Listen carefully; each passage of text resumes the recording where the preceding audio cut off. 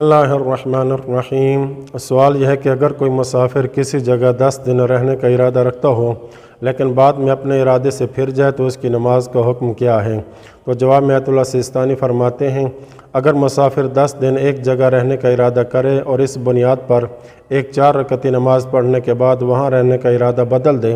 یا متردد ہو جائے تو جب تک وہاں ہے نماز پوری پڑھے گا، اگرچہ وہاں 10 دن سے کم رہنا ہو۔ لہٰذا اگر کوئی 4 رکعت نماز پڑھنے سے پہلے اپنا ارادہ بدل دے یا متردد ہو جائے کہ وہاں رہے یا نہیں تو لازم ہے کہ نماز قصر پڑھے۔ دوسرا سوال یہ ہے، اگر مسافر نے کسی جگہ 10 دن کے قصد سے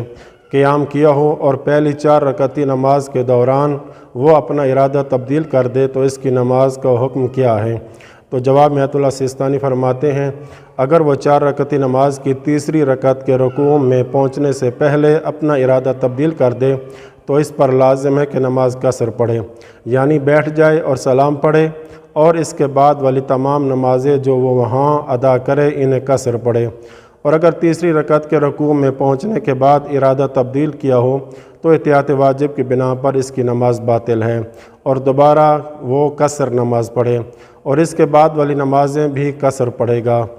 تیسرا سوال یہ ہے کہ اگر کسی جگہ انسان 10 دن کی اقامت پوری کر لے یا ایک 4 رکعتی نماز یوں پڑھ لے کہ جس سے اس کی اقامت متحقق ہو جائے اور ان 10 دنوں کے بعد یا اس 4 رکعتی نماز کے بعد وہاں سے شرعی مسافت کے اندر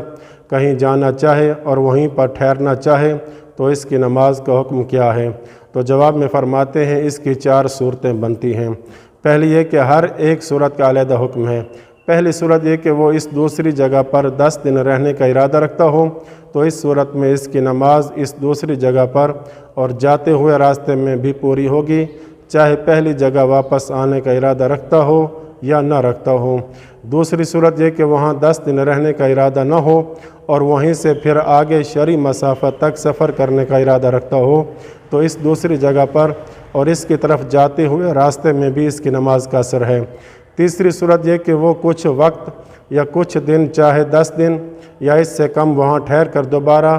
پہلی جگہ لوٹ کر یہاں کچھ وقت رہنا چاہتا ہو تو اس دوسری جگہ پر وہاں آتے جاتے ہوئے اور پہلی جگہ پر اس کی نماز پوری ہوگی۔ چوتھی صورت اور آخری صورت یہ کہ وہ وہاں 10 دن کا ارادہ نہ رکھتا ہو اور وہاں کچھ وقت یا کچھ دن ٹھہرنے کے بعد پہلی جگہ واپس آ کر وہاں ٹھہرے بغیر اپنا ساز و سامان اٹھا کر شرعی مسافت تک نکلنے کا ارادہ رکھتا ہو، یا پہلی جگہ صرف اس لیے آنا چاہتا ہو کہ وہ اس کے نئے سفر کے راستے میں ہے تو اس صورت میں دوسری جگہ پر اور اس کے لیے آتے جاتے ہوئے راستے اور پہلی جگہ پر نماز قصر پڑے گا۔ اس بنا پر اگر کوئی زائر نجف اشرف میں 10 دن کی اقامت کا قصد کرے اور 10 دن پورے ہونے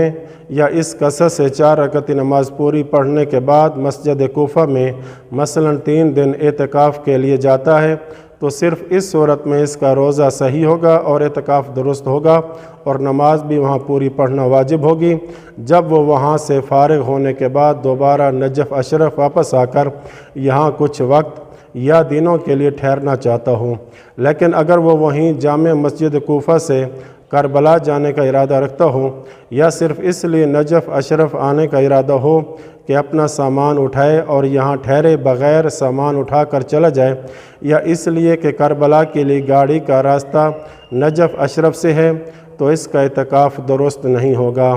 کیونکہ وہ مسافر ہونے کی وجہ سے روزہ نہیں رکھ سکتا اور مسجد کوفہ میں پوری نماز پڑھنا ضروری نہیں ہوگی، اور اس کی طرف جاتے ہوئے یا واپسی آتے ہوئے اور نجف اشرف میں بھی قصر پڑھنا ضروری ہے۔ وصلی اللہ علی محمد و اہل بیتہ الطاہرین۔